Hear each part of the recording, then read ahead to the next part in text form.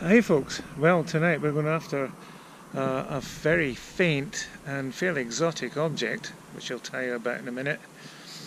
The sky's actually really clear tonight, so I think this is probably as good a chance as I'm going to get to image this thing.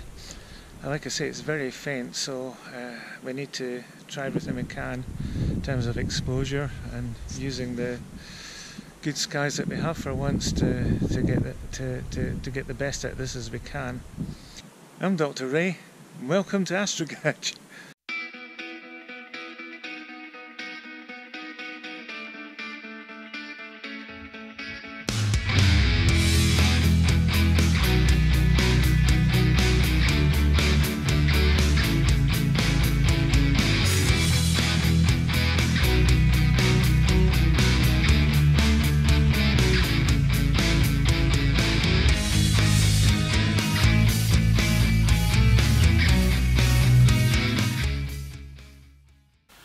So this interesting object that I've referred to is known as HFG1, which stands for Heckathorn, Pheasant and Gull, who discovered it in 1982.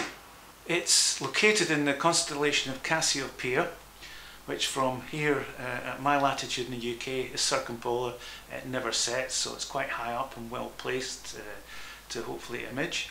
It essentially consists of three lobes of ionized gas, which is powered by a binary star system at the centre. This binary star system is known as V664 Cas. Consists of a white dwarf and a red giant that rotate around each other, and as I say, powers this the mission of this object. It's very interesting in as much as it's screaming through our galaxy. It's reckoned somewhere between 39 and 59 kilometers a second.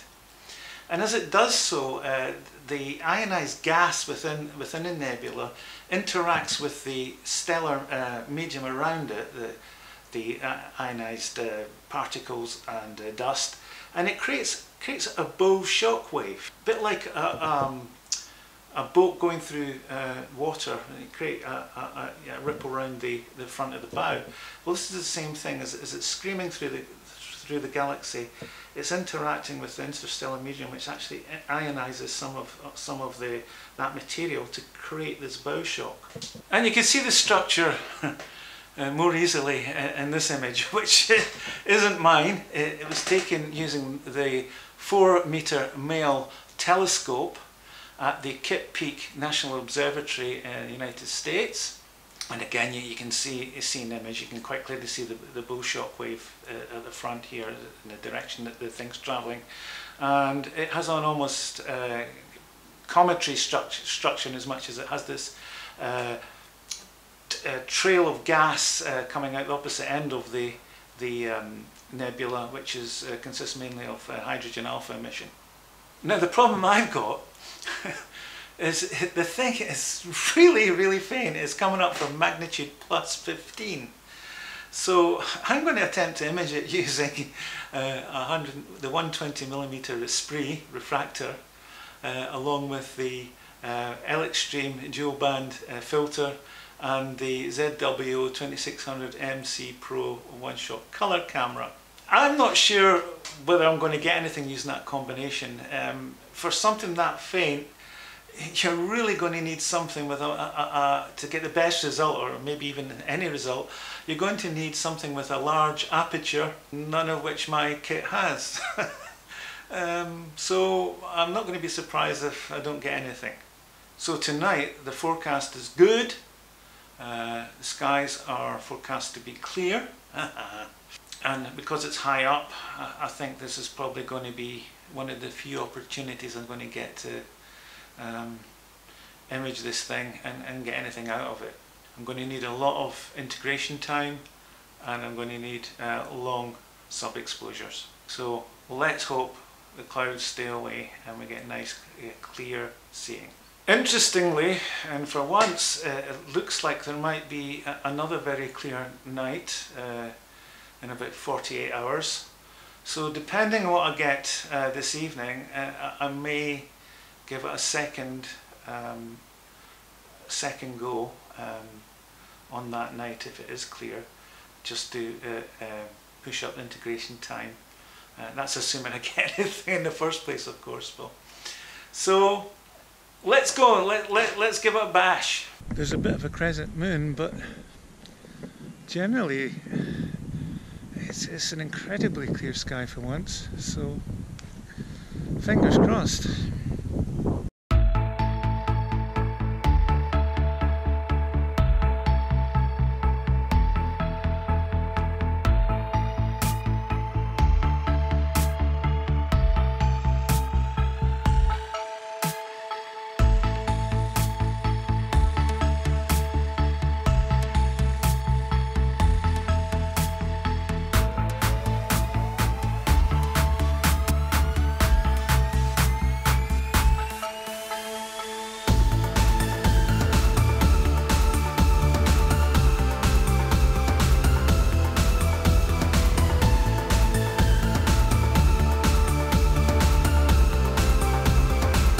Screwing to target.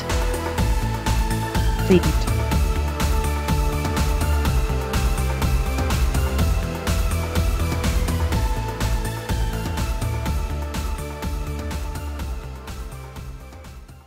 So I don't know, folks, but I think that this thing here that's appearing in every subframe may well be the shock front.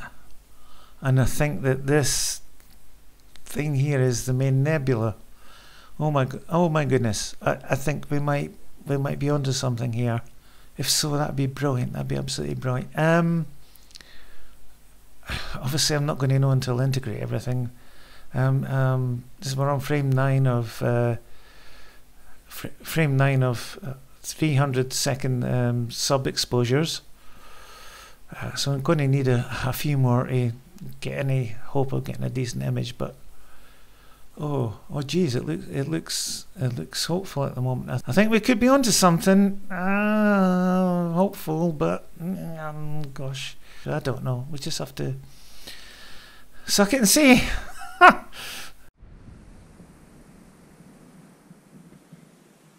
Well, folks, it's still going pretty well. It was really clear earlier, but it's starting to deteriorate a little bit now. So I'm just going to keep imaging until things get to the point where it's a law of diminishing returns, if you kind of get what I'm saying. But meantime, I think a slurp's in order. So clear skies, everyone. Dare I say it? I think we've got something. I'm actually quite excited about this. I think what I'll do tomorrow is have a preliminary look at the data, just do a basic integration without any calibration, and see what the score is. My feeling is, because it's so faint, I'm going to need some more integration time. So if the weather is good in the next 48 hours, then I will probably do a second imaging session. Catch you later.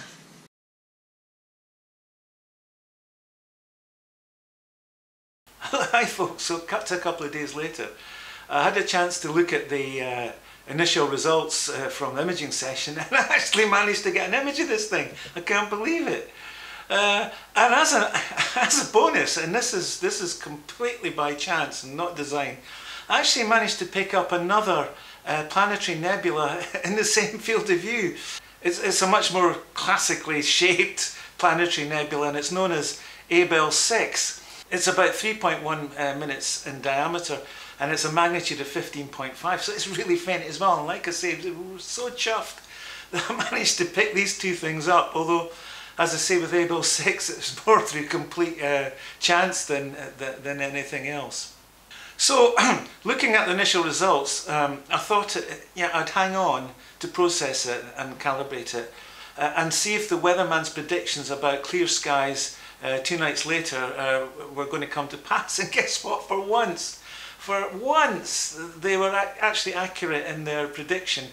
And I managed to get a second night's imaging in this object. So in total, I got about 7 hours worth of data on this object, and I'm really very pleased with the results.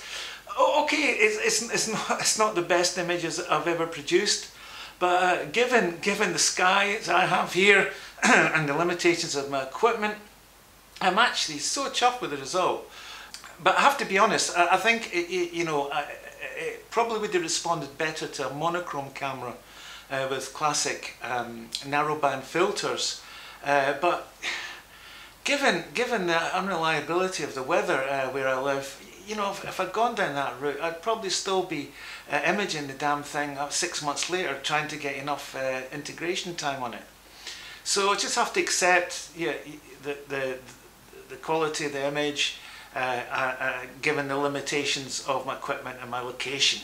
So if any of you guys have got a large aperture scope that's not too slow, and we're not talking RASAs here by the way, then I recommend you give this thing a go, because I reckon you'll get some really nice results out of it. So I'm going to put this image up at the end for you to have a look at. And I don't think the guys at the Kit Peak Observatory are going to be shaking in their shoes when they see it. But like I say, I am reasonably, in fact I'm very happy with it. See what you think. Well, that's it for this session. I hope you've enjoyed it. And if you liked the content, please give us the thumbs up, and please consider subscribing. It doesn't cost anything, it just means you get heads up in any future content that I may produce. So thanks again for watching, and remember, keep watching the skies.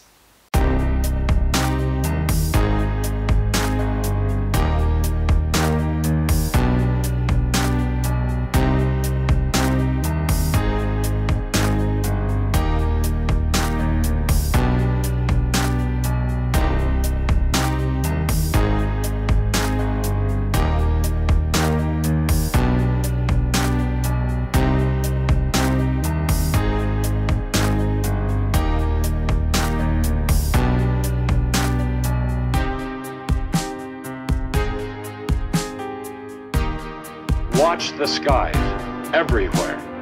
Keep looking. Keep watching the sky.